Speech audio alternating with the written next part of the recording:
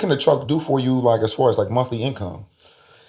It just depends. I mean, how you're running it, and what kind of trailer you got, what kind of connects you got with, different companies. So on the minimum, I would say profit wise, you could get about 1,500 minimum a week, and if you're doing really well and you have some good clients, you probably can get that up to about 2,500 per truck. You know what I'm saying, per week. So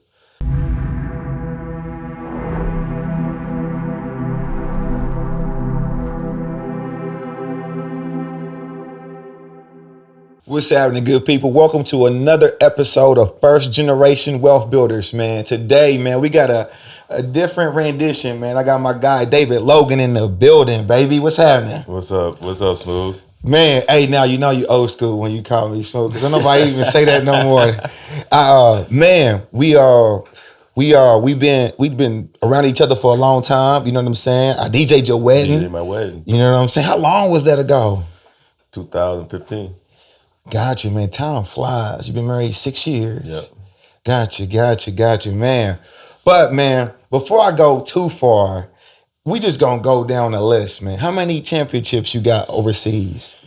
So I mean, it's kind of different because in Europe you got your they call it a Super Cup. So it's before the season. It's a tournament or a single game between the top two teams before last season. So that's an opportunity to win a trophy. So you got a Super Cup, and then the middle of the season is kind of like a tournament of the top 8 teams in each league for another championship. So you got Super Cup, and then you got the regular championship, with the playoffs and everything. So out of all those, I got 4 Super Cups, 6 cups, and 4 championships. How many MVPs? I got a few MVPs from those cups. So I got 3 MVPs from the cup, 2 from the Super Cup, and 2 from the championships. Man, that sounds like a whole lot. Man, it is. I mean, so I can't complain about my career at all, man. Me coming from D2, being able to play professional right out of college, got a few NBA looks, but I mean, people always ask me, why didn't you take the path to keep trying for the NBA? And for me, I mean, I wasn't strung up on that because already, I'm playing D2, so I'm just thinking like, get my education, do the best that I can, and graduate. So for me, once I got the opportunity from my agent to hear that, I could play professional in Europe, it was just, eye-opening for me. So I'm like, all right, I'm going to make the best of the opportunity, get over here, play, see how I do. And each year, I gradually kept getting better, with bigger opportunities to play on bigger teams. So, by my 4th year, I was playing in the EuroLeague, which is, the NBA over there. So I played 7 years in the EuroLeague, got to be on 2K for 3 or 4 years. There it is. So, my son to this day will pop in an old 2K15, 16, I love just it. so he can play, just so they can play with me. So that was very, good to see that, few trading cards here and there with Upper Deck. So I just chose to stay in Europe just because as the years went on, I got more comfortable playing European style basketball and adapting my game that I was just like, I'm just gonna make the best of this situation. Before we keep going though, how many seasons are you in? I got you at 17. Yep. So this year coming up will be my 17th season. Wow. Man, what the knee treatments look like, bro? I've got a couple of I actually only I got it 2 times, the plasma injection where they take it out, respin it, and put it back in you. So that helped me a couple seasons. But other than that, I mean, I haven't had, any major injuries. No Thank ACL, God. no meniscus, no Achilles or anything like that. So I think that's one of the major factors that's, helping me being able to play, 17 seasons at a pretty good level. Got you. I'm gonna go backwards to go forward. So you got the Division II Player of the Year when you graduated in 2005, right? Yep. Got you. So when you got that, I read that you averaged 28 points. Yeah. What was the difference between your junior year to your senior year? What was the difference that you exploded like that? I think it was my off-season work. So that year, my junior year, after I averaged 20 and 20 my sophomore, 20 my senior. So I was like, I want to step it up a notch and just see what I'm able to do my senior year. And a lot of that was breaking a school record for most points because Bailey Robinson, Oscar Robinson's little brother, he was the number one guy that year. So my coach told me I had a shot at breaking it, but he was just like, you're gonna have to do really well, and we're gonna have to play a lot more games throughout the year. So I was like, okay. So I put in that work that summer, and then very beginning of the year, coach wanted for some reason he wanted to put in this odd offense that didn't work. So first game, man, I might have had like 7 points, and the second game, not even double digits. So after that, I went to him like, yo, you got to change this offense, put it back to how we were last year. So he put that in. Next game, 45, 43. So I'm like, this more like it right here. Like, I don't know why you insisted on changing the offense. How it was weird, What kind of offense he switch it to? bro? It was weird. So it was like a 1-2-2 start, but you would pass it and call out a number. So like, say one would be set a ball screen, but you would slip it, then you would call two. So you passing and calling out these numbers. I'm like, this is weird. Like, I've never did anything like this. So obviously it wasn't working because we was getting waxed and I wasn't doing what I was supposed to do. So I'm like, yo, you got to change this back. Change it back to how it was last year. So it took a week to put everything back in, and that was cool. So yeah, I ended up averaging 28 and a half my senior year, National Player of the Year. And then from then on. Now, when you got to 28 buckets a game, you never, did you think you had a chance at the league? Yeah, because throughout the year, the assistant coach was Stan. He's a head coach at USI now. He was telling me, you got, Memphis coming here. You got, the Pacers scouts here. So he would tell me before the game just so I can get locked in and kind of help me out. So I knew I had scouts that year coming to the game. So I was just like, at the end of the year, we're going to see what happens. So I ended up getting, about 7-8 workouts after the year with, NBA teams. So from there on, just going to the senior exposure camps. Got you. Any offers during those workouts? I ended up playing summer league with Dallas. Got you. So once I went undrafted, they called me that night and was like, we want you to play summer league. So I ended up playing there, and then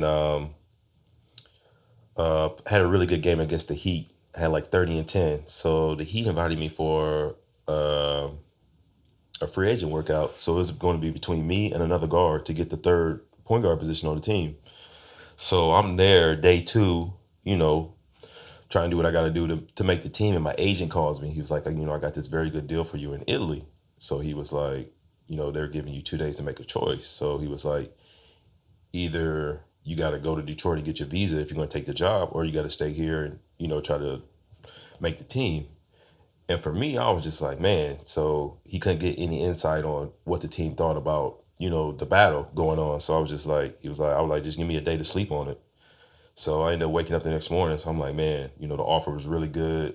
Give me the number on the offer, bro. So the whole time I'm working out and doing the NBA, try workouts and stuff, I'm asking my agent, like, what number you think I can get, as a rookie. So he was like, anywhere between 60 and 80,000. So I'm like, coming out of college, that's good. I ain't never had 60, 80,000 in my life. So that whole time I'm thinking, so I'm going to these workouts and he gets this job. So he's like, I got you an offer for 150. So I'm like, damn, that's damn near double for what you're talking about. So I'm like, shit, I might want to take this job. So when I woke up, I was like, fuck it, I'm taking the job. So he was like, all right, I'm going to tell the team, you got to fly to Detroit, get your visa, and then, we'll tell them and get all the contract situation worked out. So I took that job, and then I basically gave him the job for the Heat. So they end up, he ended up staying till about the trade deadline. I think they traded him to Houston, and that was that. So I got a couple more free agent workouts during that summer after my first season. I think I went to San Antonio. Nothing came from that. Had one with the Pacers the next year, and then after that with the Bobcats. So once the Bobcats didn't work out, because my agent sent me there, so I'm like, I'll go there as long as they don't draft a guard. And that's the year they drafted DJ Augustine. So I'm like, I already know I'm not gonna get no burn. So I'm in Vegas, with them, and after that didn't happen, I ended up getting a Polish passport. So for an American to have a European passport in Europe is so much valuable because you're not considered an American. It's like most countries, they got a limit on Americans. So if you have a European passport that's in the EU, your value is almost going to double. So once I got the opportunity to get that, I was like, oh, I'm done with the NBA. How'd you get that? I was playing in Poland My third year. So they were hosting the European. Tournament. With the European teams in the summer. Not like the Olympics, but it's like two tournaments before the Olympics. Gotcha. So they were hosting. They wanted another team, and I got MVP that year of the league. So they was like, would you be interested in getting a passport? They needed a guard, and I was right there in the home country. So I was like, yeah, if it ever came about, I would think about it. So they hurry up and sped up the process, and I was actually able to get it before they started the European competition. So now I have it, and I got dual citizenship. Got you. Now we got the intel as to why you've been over there so long. Got you, because the bread changed up once you got exactly. that. Once I got that passport. How many foreign players can a team have over there? It depends. So Spain is where it's most valuable at because they only allow 2 Americans. So as soon as I got that passport the next year, I went to Spain. So we had me and 2 other Americans. So, if you get a couple guys with a passport, you can actually have 4 Americans, which, makes your team a little bit stronger, obviously having more Americans. So, Greece would be like 4. So I actually went to Greece after Spain. So it just depends on where you're at. Now, Italy, they do 6 and 6. So it's not as valuable. But, a couple countries is still valuable back in the day. It Gotcha. was super valuable. So you was at the right place at the right time. Exactly, yep. Because then as the years went on, they stopped devaluing the passports. Got you. Because so many people was getting them. What's a top level player overseas getting today? A year, I would say anywhere from about 2 to 2.5 million. Yeah. Got you. Yeah. Got you. Now, is that tax deferred when you come countryside? Not really. You have to pay a little bit of taxes, but it's not like 40% because you get a foreign tax credit, towards your taxes and other things like that. If you have a CPA who knows what he's doing, so a lot of American CPAs they don't deal with a lot of European, and they don't get you all your deductibles that you need to save you a lot of money. So my guy that I use in Florida does a really good job, and if you use say a foreign address as opposed to American address, can get you just a little bit more off your taxes. So yeah, you don't have to pay 40% like an NBA. Got you. For some reason, I always thought that it was tax free because It is, for the most part, it is tax free. I mean, you got to pay a little bit, but not. I mean, 2.5 million, you may have to pay. Got you, boy. You over there sitting like Donald Trump, not paying no taxes. No, I file my taxes every year. That's something I don't play with. I ain't mad at you. Got you. I actually got hit 2 years ago with some kind of, not tax fraud, but they sent me something saying that I owed. So they froze my accounts like 25 bands in each of my bank accounts. So I had to send it to my CPA, like, what's going on? And he actually left off one of my investments account on accident. So I had to get that fixed. But that was the first time. So I mean, I don't play with Uncle Sam because I know he gonna come eventually. I file my taxes every year, make sure they legit. Got you. All right. So as you moving through, what was the most, what's the most shareable, your most, what's the word I'm looking for? The moment you cherish the most overseas. You know what I'm saying? You got that moment, you know what I'm saying? I mean, besides the championships and, having that feeling of winning the championships, I would just say just enjoying it all because, you travel so much, you go to different places, you may be there for a couple of days while you're playing, a team in that country. I would just say that, and just, all the relationships I built with, my teammates that I've had that I still keep in contact with. That's it, though. I mean, just, having my kids come over there because, my daughter, she was over there since, she was born, and, she went to Italian school for 2 years. She was speaking Italian. So, I mean, I'm sure that's something she will always remember. Gotcha. Are you bilingual? I speak enough of it. I've been over there in Italian. I've been in Italy for 6 years, so that boy say Italian. Look, you got it in you. I can speak it. Yeah. Not fluent like that, but like if coach is talking in Italian, a lot, I can understand what he's saying. So a lot of people be like, "Dang, you understand?" I'm like, "Yeah, I can understand it better than I can speak it, but I can speak it." Understood. Now, how challenging was that? Especially having a son too. Mm-hmm. Traveling with them traveling, you moving around from country to country. In the beginning, when they were younger, it wasn't as hard just because they didn't need to be in school. So we would put them in school in that country just, for the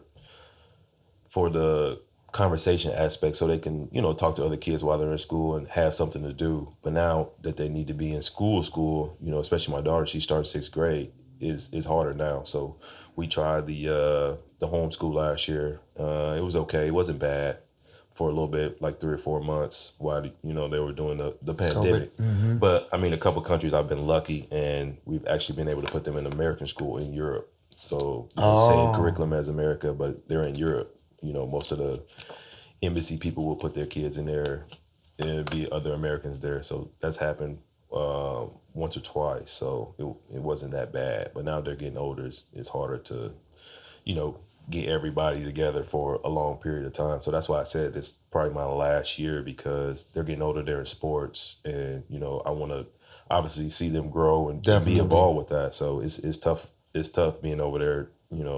7-8 months. Got you. Solo. Now, how's home life with that with wifey? How's now she's working more and she's getting busy, so she can use this time now that they're going back to school to kind of further along her career and develop different avenues of what she want to do. But home, for the summer it's easy because we're both here and we're both handling what we need to do. But during the year it could be tough for her because she's here and they're doing sports and doing that. So but we have family here, so that helps out a lot. Yeah, that helps out a lot. Got you. All right, I'm gonna pivot a different way for you. All right, you're a point guard, but I see you as a shooting point guard. Would you say that, or would you? Yeah, I'm more 2-1. So there it is. For me, a lot of teams play me at the 2, and then I'll play some 1. So I'm majority 2. So I would say if I play, 28 minutes a game, it's gonna be 20 at the 2, 8 at the 1. Got you. If you transfer that to the NBA, who would you say your game is similar to? Ooh, that's tough. I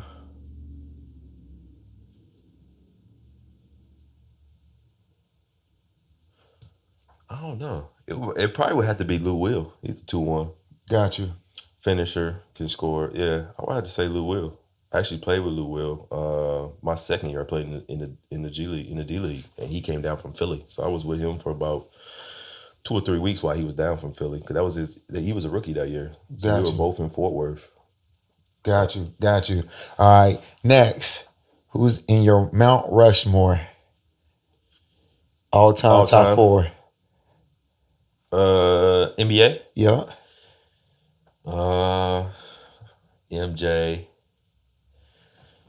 MJ, Bron, Kobe. In that order? Yeah. Okay. MJ, Bron, Kobe. Duncan. You leaving out Magic?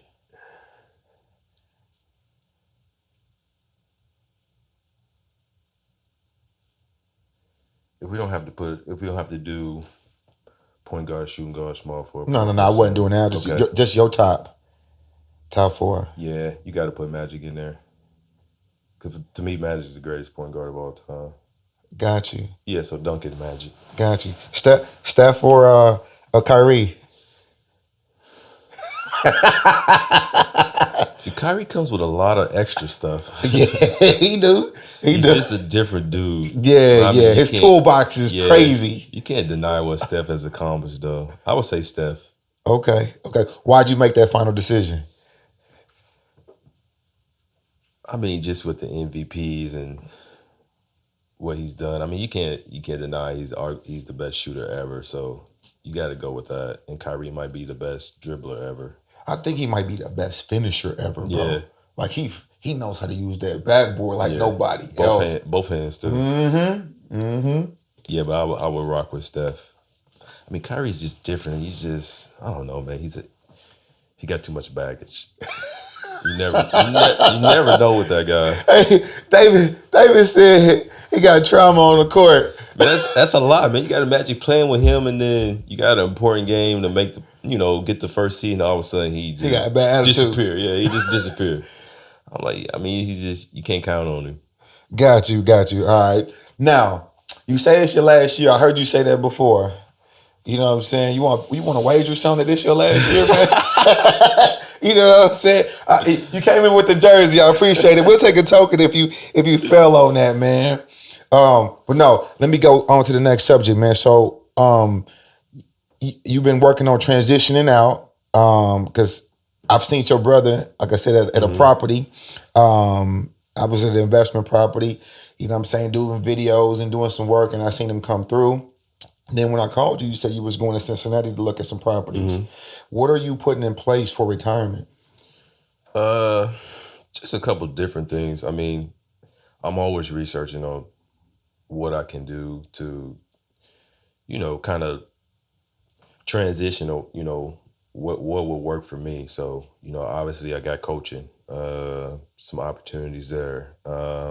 In the States? Yeah. Okay, got In you. the States, even in Europe. I mean, my agent contacted me last year. It was like, a couple teams reached out to him to see if I had any interest in coaching in Europe. Do you have interest to go to Europe and do that? Not really, because I'm basically in the same situation as playing. I'm gonna be away from my family, things like that. So it all depends, but I don't think so. Right now, that's not at the top of my list Understood. to coach in Europe. I mean, in the States, yeah, because I still want to be around the game.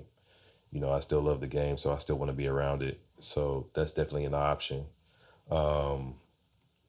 Scouting, NBA work. So That's a lot of travel with that too, though. yeah, I mean it is, but I have But a guy at least who's you with did. Utah. Yeah, he's kind of remote, so Got you. he has a little bit more freedom than let's say 3 or 4 years ago. You know what I'm saying, when they were just Understood. traveling a lot. So now it's a little bit more computer based, and you can be stationed where you want to be stationed, and not so much travel. So Understood. we'll see with that. I was supposed to volunteer with Summer League this year, but obviously I'm leaving now, so we'll see about that. And then, I started my trucking business 3 years ago. Still trying to get a feel for it if I really want to go down that route with What that. type of trucks? Semi trucks. Got you. How many you got? I got 3. Got you. Talk about that. Like, you know what I mean? What's been some of the pluses on that side?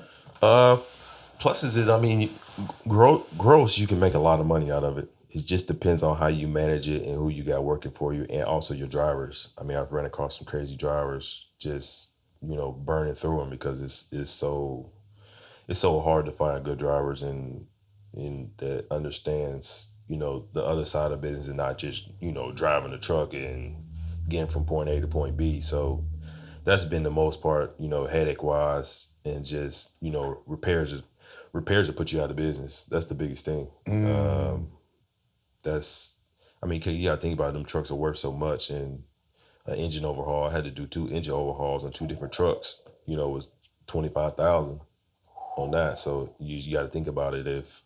Even if you got a warranty and they wiggle their way out of it and say, whatever they got to say, oh, we ain't going to cover it, and then you got to pay $25K to get the engine overhaul. So that's what I'm saying. And the truck is sitting. That means it's not even making money. Exactly. So then you got drivers who's upset that they ain't making money, and then, the truck is there. So, I mean, I'm still trying to, just kind of figure it out and see if I want to go that route right now. So I got that. And then obviously, just starting investing with homes. So, obviously I've been talking to you about it for a little bit, and, we had some meetings, and just, just trying to give me a little bit of knowledge about it. So I'm just slowly getting into it. It's difficult doing everything while I'm in Europe, you know what I'm saying? And not being here hands on, and just kind of, being able to see, up front what it is. So Got you. Do you got some business partners here? no, not really. No. I mean, obviously I just got my brother here who, can help me go actually get a visual on, properties and things like that. I remember when I went to go get my car, and I beat him to the Benz, and he was about to test drive it because he was looking for you. And then when I saw him, I said, "Oh, he getting one for Dave. Let me go ahead and put a deposit." I said, "I'll be back. I'm gonna put a deposit on it. I'll be back." That was funny. He was bad. He was just like, "Bro, why you do that?" I was like, "Cause I know what y'all was doing." He told me, he was like, "Man, I see Smooth up there. He was up there driving the car." Yeah. I put a deposit because I said, "I know what's going on." Yeah, I'll be back to get it. That's funny.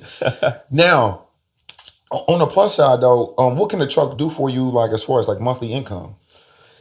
It just depends. I mean, how you're running it, and what kind of trailer you got, what kind of connects you got with, different companies. So on the minimum, I would say profit wise, you could get about 1,500 minimum a week. And if you're doing really well and you have some good clients, you can, you probably can get that up to about 2,500 per truck, you know what I'm saying, per week. So that's just if you have good drivers, no crazy repairs and stuff like that. I mean, you have no big, I mean, you're going to have blowouts with tires, different small stuff that may put you, anywhere from about 500, 800 a week. But I mean, as long as you don't have that and the truck is running smooth and you take care of what you need to take care of, I mean, that's like I said, it can be pretty profitable. But then if you got drivers who ain't paying attention, taking care of the truck, that can put you in a hole. Have you ever thought about allowing somebody to manage the truck and giving them a percentage? I mean, I have a dispatcher because I tried to run the trucks myself while I was in Europe, and it was just a headache. It was too much on me because Time difference too. Yeah, time difference. So I would try to, get the loads from my drivers before I go to practice, stuff like that. I would try to do it in the morning because of the time difference. So 9 o'clock, looking for the loads, get everybody situated, paperwork and all that, go to practice. And then I would have companies calling me, oh, you missed this paperwork, we need this. And if I didn't get into them in a timely fashion, they would give the load away to somebody else who can carry it. So that was other problems I was running into. And then in the evening, we might have video session for 30 minutes, my phone blowing up, I'm trying to answer the call, see what's going on with, the situation. So I was like, it's just too much. So I was stressing myself out for no reason. So I just hired my cousin. She's been dispatching for, over 10 years. So I just Awesome. let her run the trucks and just pay her 10%. There so it is. It's better for me. Got you. And then when I get home in the summer, I got a lot more freedom. Just, checking up every day, make sure everything's running smoothly. A lot easier than actually, doing everything, calling, making all these calls, repair. Every now and then a driver will call me and be like, I'm stranded. Can you find me a tow truck? So, I get on the phone, call a tow truck. So I'm still handling, every day, but it's not as stressful with the paperwork and all that other stuff. When you come back, do you think you scale that up a little bit? I may, just because I know how to run them. So Boom. It would save me money. So, let's think about if I got 3 trucks and, each truck is doing $5,000 a week, I'm paying the dispatcher $1,500 every week, by doing that. So you got to just think about it. That's how much money that would save me a month. But shit, in some cases though, I'd rather pay that, get your time back, and work on some real estate too though. Yeah, that's what I'm saying. So you gotta look at the plus side. Exactly, yeah. So it frees up time for me in the summer. That way I can enjoy with the fam or do whatever I want to do. So that's why I tell it actually may be worth it to do it, but it just depends. If I decide after I play that that's the avenue I want to take, then now I got to put all my time in that. Got you. Now on the real estate side, what you got going on there? Like I said, I only got one property. It should be finished soon. It's the first property? Yeah, it was a headache. We got it in March. It's supposed to be like a 2 to 3 month turnaround. Ended up being a 5. Okay, so, what happened? Just the first guys we hired, they working slow. You know how that go, working slow, not doing what they're supposed to be doing, and then they end up doing the plumbing, the electricity wrong. So the next crew we brought in had to backtrack, go back and do stuff that they were supposed to do, and it was just a headache. So did you pay them? Yeah. So in the future, a little bit up front. I mean, okay, got you. In stages. I'm pretty sure that's normal, but we paid them more than what we were supposed to, and they didn't do the work like they were supposed to. So we ended up paying a little bit more. And the second crew we hired were a little bit more expensive. Got you. I mean, which makes sense. They got to go over somebody else's tracks. Yeah. In the future, something I've learned is not to pay contractors up front, but if you have to get material for the job, get it yourself, and that will be your commitment to the job. Because lots of times they feel like, they don't want to get started and use their money for your project, right, especially if it's a new relationship. So a new relationship, what I may do is say, hey, if the job is $5,000, I'm going to pay you 10% on good faith just to get you started. Mm-hmm. I'm going to get the material. The material will be there. Therefore, that I'm vested into it. Right. You know what I'm saying? When you're done 50% of the way, I will pay 50% of the job. You always got to hold the carrot on the back end of the job, not to get burnt. Mm-hmm. It does happen, yeah, but that's the best way to do it. Very, very, very minimal commitment up front, like a 10%, and then. So whatever the bid is, so I think our bid was, we bought it for 50, the bid was 45,000. So what would you say? You would just go in and say, what do you guys need at the beginning? So 5,000 for the labor on the electric. No, I'm just saying the bid to finish the whole project was Got you. 5,000. So you had a general contractor do the whole thing. Yeah. Oh, that's a little different. Okay. All right. So in that situation, there's different ways you could do it, right? Let's say you got a repair cost estimate, and you assess your electricity at 5,000, your plumbing at 3,000, your drywall at another 3,000, your paint job at 3,000, your flooring. What I would do is pay it per stages like that when it's complete. Okay. Because it's a big job at this point. Yeah. I wouldn't always pay a little bit at a time. You could do that too. You could take the whole sum and divide it by the amount of weeks. Right. But I think that's what we did. We paid a little bit up front. So I think maybe 10 to get started is something like that. But this is the thing though. In that situation, I feel like you don't have the ability to hold them accountable to something being done. They're getting paid by the week. And so they could tell you anything, especially if you're overseas. Right. As in contrast to, is the electrical complete?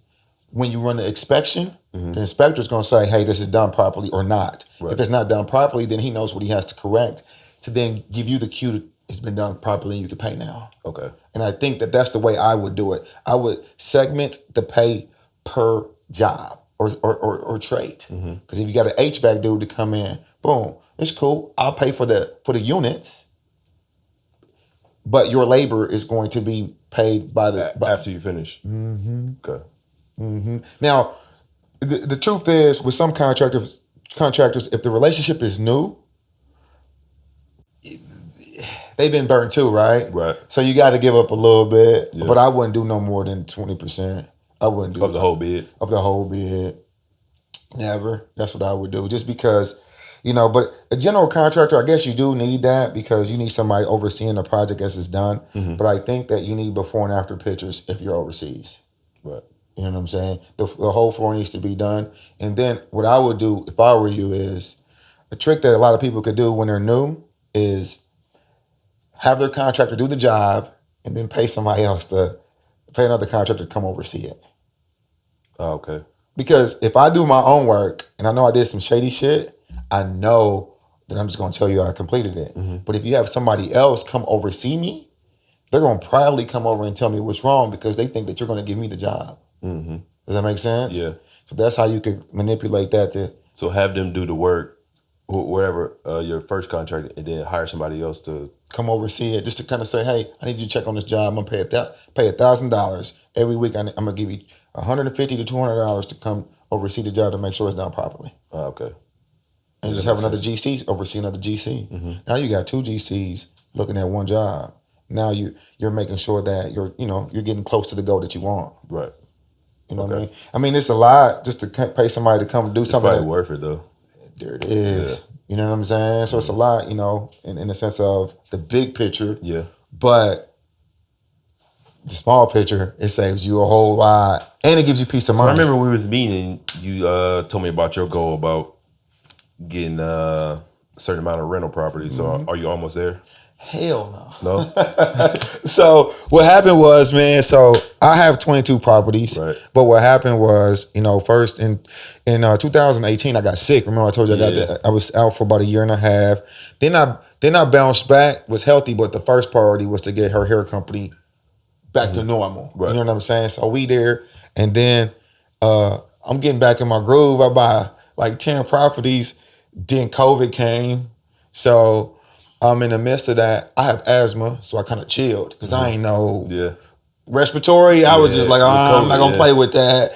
And so I sat on the sidelines for about like 2 months, and I'm like, man, boys are still getting that work in. So I was just working one project at a time. So you got them, but you're just behind. Yeah. So I was at one project at a time. So during COVID, I got inspired to actually like teach. I told you that was one of my goals, but it wasn't a priority. So then I started doing the E to E thing. And then before you know, I got caught up in the sauce. And when I started, I felt like I was doing a good job, but I wasn't doing a great job. Right. Therefore, I went and got some mentorship. So now we got some big stuff coming up, man. So for example, next week, we'll have what's called the mentorshipcalls.com. So every day, Monday through Friday from 8 a.m. to 9 a.m. We'll be having a call about wholesale and acquisitions on Mondays. On Tuesdays, we'll be doing flips. So if you want to analyze your deals, we can analyze your deals. Okay. On Wednesdays, I got my lender. So he gives money to first time deals, investors. So basically, he'll look out. On Thursdays, we do Q&A. So whatever Q&As, we'll host them. On Friday, we got So a with the book club. lenders, I heard that like the credit unions are the best one if you want to do the BR method. So no, you need a construction loan, Okay. a construction lender. You need a construction lender. Somebody like yourself too. Like it works crazy. So like I'll give you an example of myself. I got a lender that gives you 10 times what you have in the bank. Oh, okay. You know what I mean? Yeah. Maxed out at 10 mil. You know what I mean? So like I was in a position at one time where I had a $5 million loan and I could use it on as many properties as I want to. Oh, okay. The only thing that you got to do is come out 10% on the property and the closing cost. Now you can scale. Right. So now you can kind of run that up and run the burn method on it. You know what I'm saying? For those who are listening who don't know what that is where David would buy a property undervalued. Then he would basically purchase it under 65 or 70%, and that's including the repairs and the property, to then be able to later refinance rent the property, refinance it, and get your money out to repeat the process. So with that, the initial loan, you would only have to put 10% on the property for that, and then you could just rinse and repeat. You know what I'm saying? The guy's name is Jared Shore, super dope dude. Okay. He's local too, so you know what I'm saying. I could give you that when we done. But Jared does that, and that just gives the community something to look forward to. We all are looking for mentorship. Yeah. It's either too expensive or we don't know how to obtain it. Right. And so if I have a group of people every morning from all over the country, we're just talking real estate, I think even if you don't know what to ask, listening, you'll start getting traction on where to start. So that's why we're doing that. And then I got a course where I teach people how to get free rental properties. So I actually give you my equations and actually how I use software and what I do to obtain the leads that I get to be able to get properties to BRRRR. Because a lot of people hear BRRRR, but every property doesn't qualify for that. Oh, okay. I didn't know that. You know what I'm saying? So just because you got to have a lot of equity in the property. You know what I mean? So like, I teach people how to do that. And basically I just teach people how to get free rental properties. So I got that coming up, man. So I've been locked in on E to E and the podcast to build community, man. Just stories like yourself where you just doing super dope stuff. I mean, killing it for 17 years. And now you're looking for an avenue to kind of maintain after retirement. So like real estate, it's a great way. You got the trucking, so you got the twofold, you know what I'm saying? Yeah. Just trying to figure out which one what I'm gonna do. I say you push both, and this is why I say that.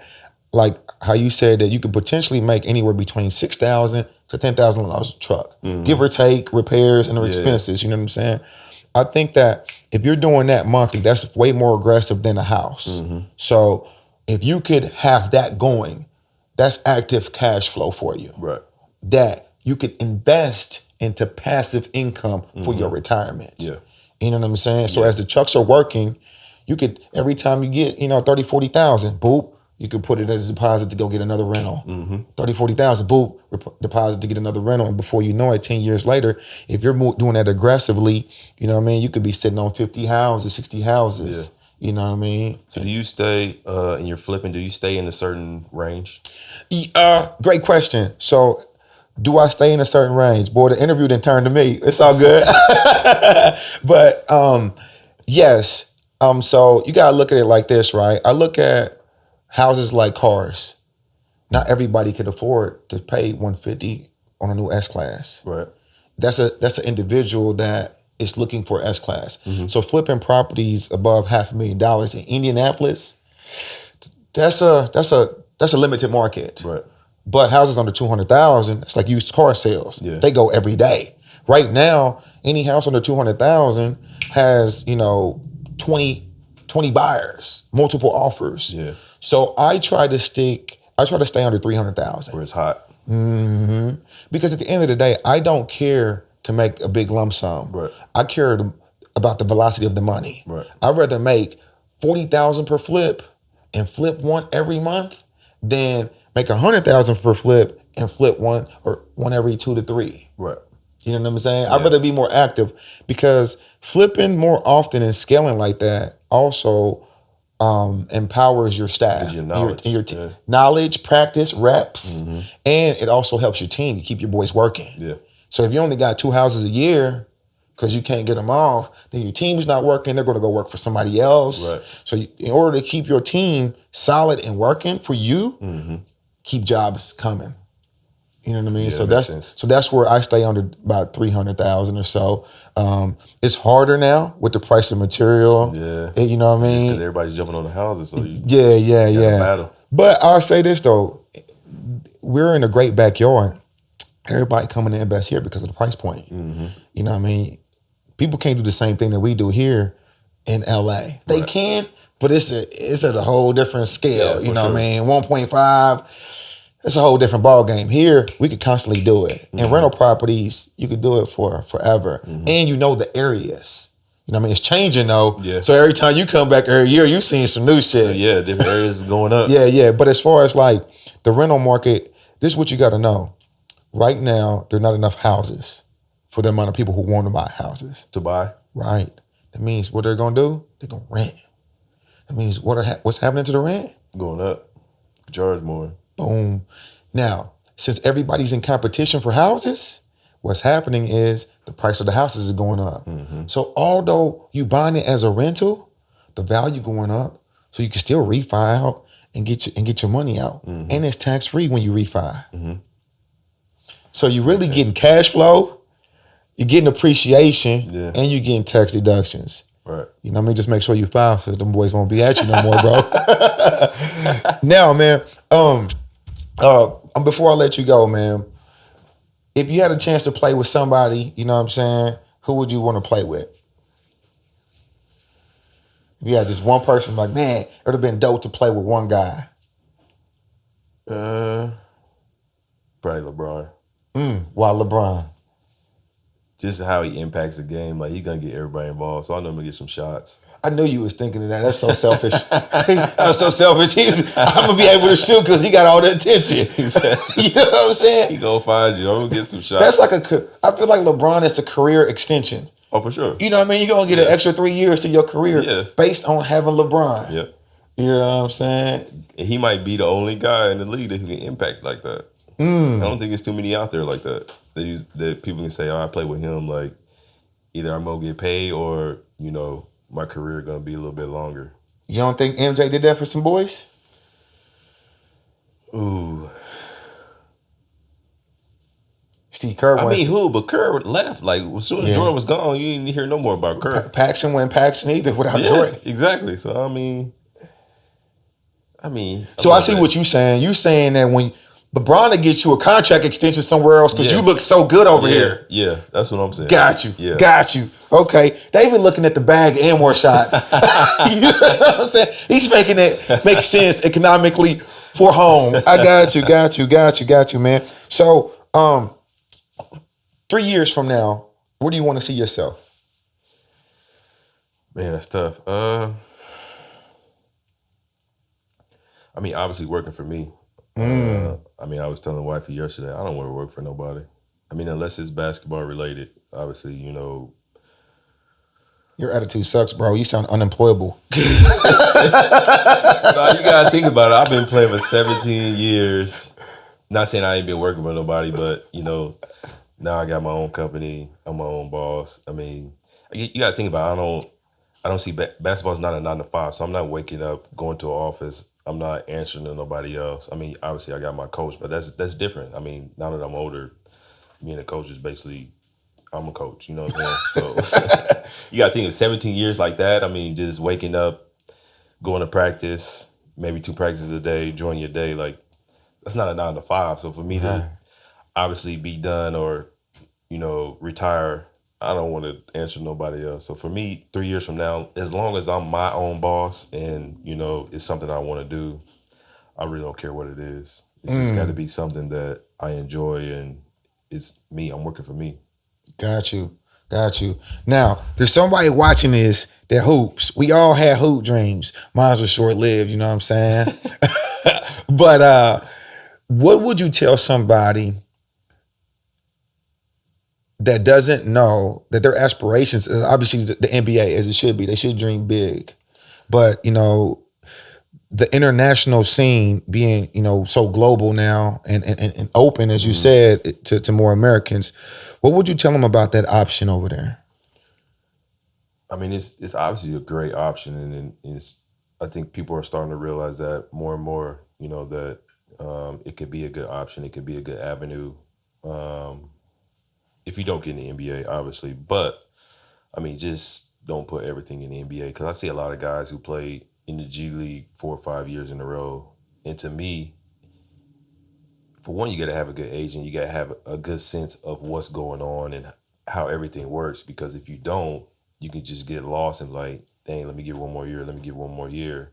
But at the same time, either your agent's not giving you good feedback or you're not as close as you think you are to getting in the NBA. So I would just say give it a couple years if you're going to go that route, and then go to Europe because you're missing out on so much money. You only can play for so long. And I mean, it could be short lived. Let's say you play 2 years in the G, then go to Europe, play 2 years, then you get hurt. Now you wasted a couple years in the G.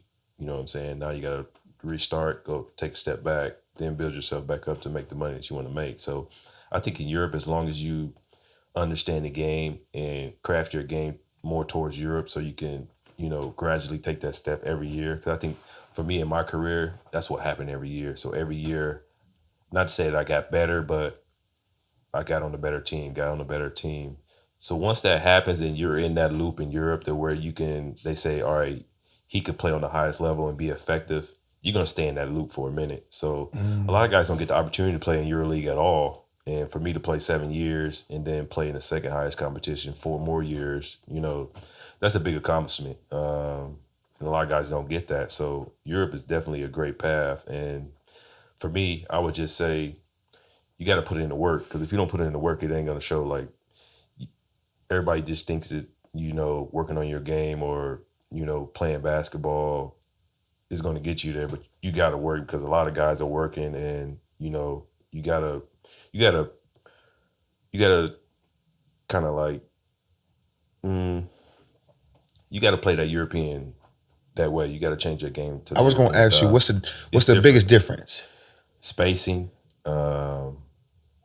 It's mainly spacing because in the NBA, and it just depends on your skills because, like I tell a lot of guys, you got to be able to, you got to be effective in less amount of dribbles. In the NBA, let's say somebody like Lou Will, he gonna get as many dribbles as you want because he's a good ISO player. In Europe, they frown upon that if you're taking 6-7 dribbles to create for yourself or create for others. So you got to be effective in a short amount of space in a short amount of time to not piss everybody off, coaches, players. You know what I'm saying? So if you can tone your game to be effective in 2 to 3 dribbles and get to where you need to go and be able to score it, you're gonna be you can make a lot of money in Europe. That's what a lot of people don't understand. They just good isolation players, but it takes them a long time to get to where they need to get, and it looks bad. Everybody ain't got a wetter though. Yeah, that's why they dribbling like that though. Mm-hmm. So it's just if you can be effective in the least amount of dribbles and put the ball in the basket, it looks really well in Europe because it's short amount of space. The court is smaller? Yeah, it's a little bit smaller.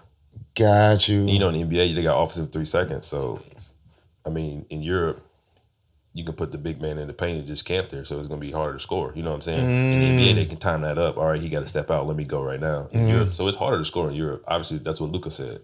Luka was like, it's so much easier to score in the NBA than it is in Europe. So if you can master that in Europe at a young age, you can get back in the NBA if you can do that. Because, I mean, you're going to tone your game. Your game is going to be a lot sharper. Got you. I got one more question. I thought I was done, but I'm not. What's one thing we don't know about you? I mean, nothing really. I mean, everybody knows I'm quiet. I keep to myself, and that's just me. I mean, I just like to sit back and observe people and just. Any hobbies? Nah, I mean, I like to do a lot of stuff. I golf a little bit. Okay. I play pool, video games, stuff like that. Nothing really. It's not nothing like something I do every weekend. It's just something different. But I mean, any type of sport. But that's about it. I could dig it, man. I appreciate you for coming no through, problem, my dude. Man. No doubt. Now, make sure to tell a friend, man, to tap into another dope episode of First Generation Wealth Builders, man. I appreciate you guys. Make sure you like, subscribe, and share this. You know what I'm saying? I'll see you on the other side.